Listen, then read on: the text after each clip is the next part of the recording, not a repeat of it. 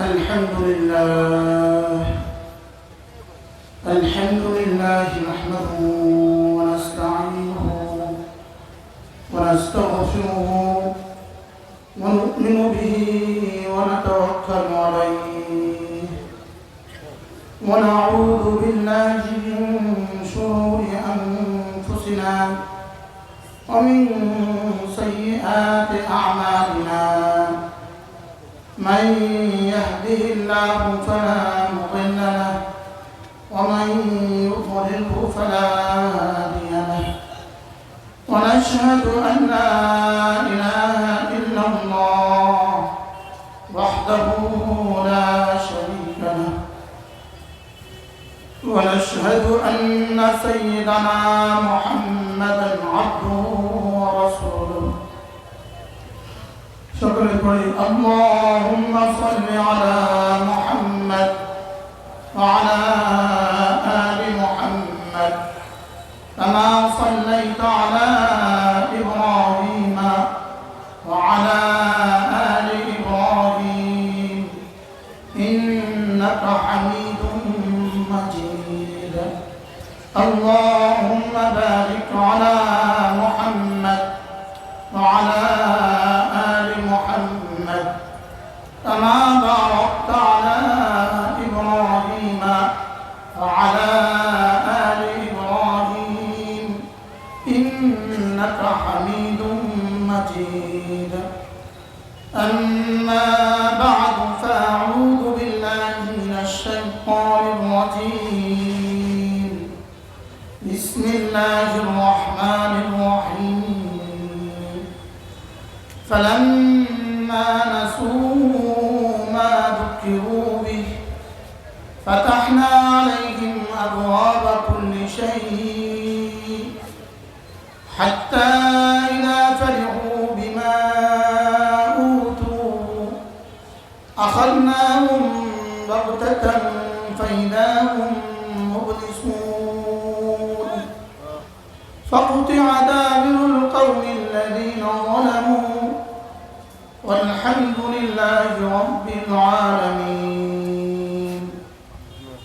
وقال تعالى ولو أن أهل القرى آمنوا واتقوا لفتحنا عليهم بركات من السماء والأرض ولكن كذبوا فأخذناهم بما كانوا يصنعون صدق الله مولانا العظيم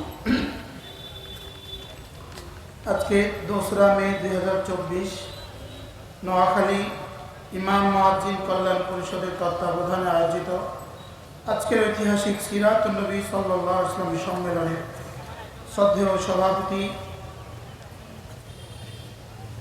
উপস্থিত হযরত উলামায়ে কেরাম শ্রদ্ধেয় মুরব্বিয়ান আযম শ্রদ্ধেয় সুধী সমাজ আমার যুবক ভাইয়েরা পর্দার আড়ালে মা ও বোনেরা অল্প সময় আপনাদের সামনে একান্তই অল্প সময় আপনাদের সামনে আমি আমার পঠিত আয়াতে কারিমার আলোকে 2-4টা কথা আলোচনা করার চেষ্টা করব ইনশাআল্লাহ অল্প সময়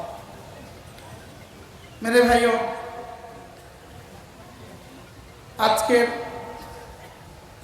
প্রথমত এই সম্মেলন যারা আয়োজন করেছে এই জেলার ইমাম মুয়াজ্জিন কল্যাণ পরিষদ এর অর্থ এই জেলার ইমাম মুয়াজ্জিন সাহেবান ইমাম মুয়াজ্জিন সাহেবরাই এই জেলার এই মাহফিলের আয়োজন করেছে আমার মনে হয় গুণগত মানে এর থেকে শ্রেষ্ঠ মাহফিল আর হয় না কারণ ইমাম ও মুয়াজ্জিন সরাসরি বাইতুর রব সরাসরি রবের ঘরের খাদেম বলেন সরাসরি রবের ঘরের খাদেম বলেন ঘর যদি রবের হয় ঘর যদি আরশে আজিমে মালিকের হয় তাহলে ওই ঘরের খাদেম হবে ঘরের রব ঘরের খাদেম রবের খাদেম সুবহানাল্লাহ মজার বিষয় হলো আমি যদি হই খাদেম যেমন আমার হুজুর আমি খাদেম, তখন হুজুর হবেন মাখদুম। হুজুর হবেন কি? মাখদুম।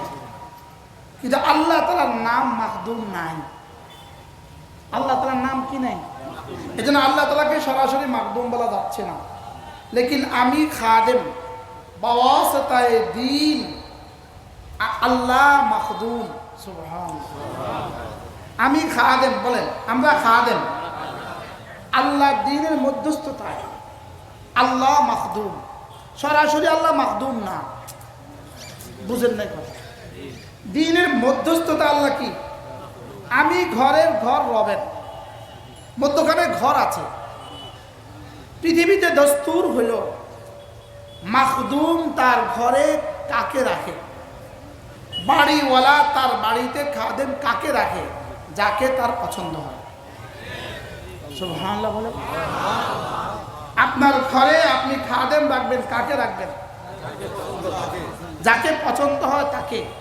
তাহলে বোঝা গেছে ঘরের খাদেম যদি আপনার পছন্দের হয়, রবের ঘরের খাদেম রবের পছন্দের।